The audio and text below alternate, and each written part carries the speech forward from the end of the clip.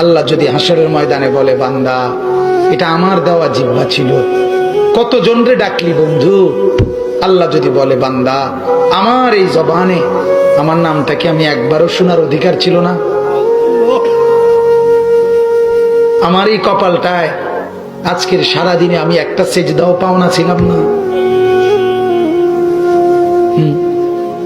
আমার এই কানটায় আমি আল্লাহকে একটা বারো আজানের আওয়াজটা শোনার হক আমি পাওনা ছিলাম না? কি বলবি যুবক? হ্যাঁ মুসলমান, কি বলবো? বলো না বাপ, কি বলবো?